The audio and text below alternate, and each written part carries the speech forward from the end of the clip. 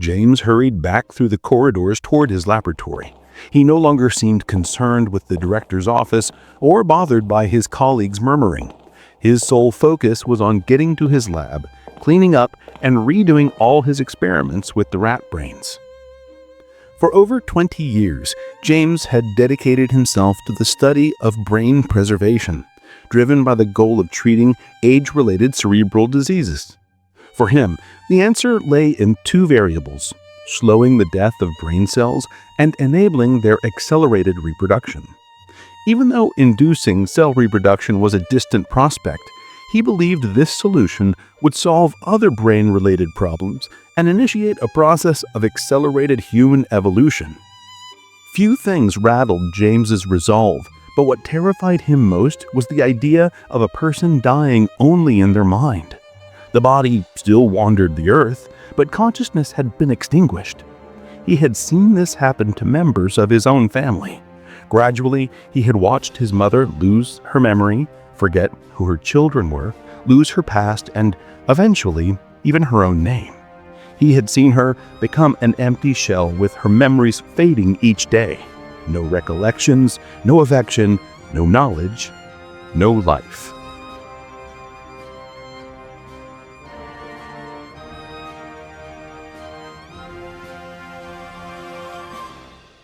His thoughts dragged through these memories, through the stories of relatives who had passed on but left their bodies wandering through houses as if they were still present.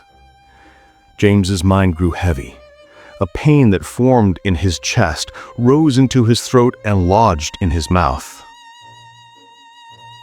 When he became aware of his surroundings, he was standing in front of his laboratory door.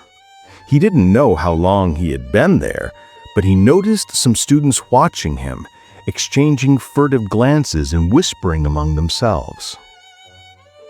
Without further delay, he quickly opened the door and hurried inside, closing it immediately. I need to clean this lab and start all over. At least that way I keep my mind fixed on my studies and don't get lost in my memories. The curtains were closed and the whole room was dark. He could barely see inside except for one corner near the whiteboard, where a reflection illuminated the edge of the board, a faint glow, but enough to navigate by its small reddish light. James's mind was flooded with thoughts. A cold turmoil churned in his belly. Slowly, he began to walk toward the small reddish glow. He couldn't breathe. With each step, he felt his heart pound harder. I don't believe it. After thousands of attempts, one of my experiments worked.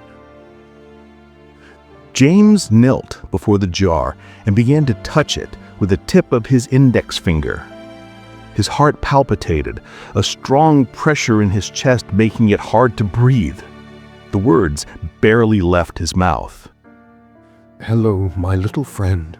Know that I never wanted you or any of your kind to end up this way, but I needed to do it.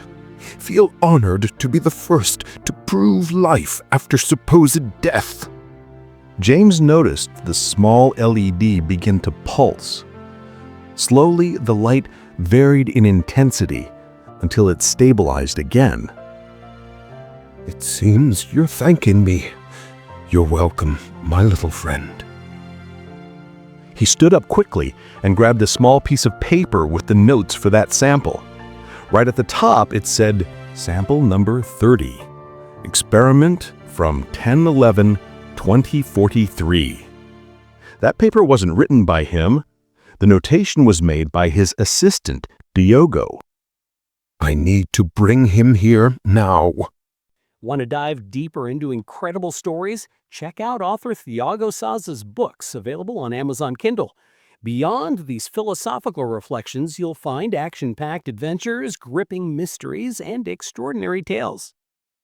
If you enjoyed this philosophical journey and were captivated by these revelations, hit that like button, subscribe to the channel, and share this video with someone who's also searching for answers about life and our place in the universe.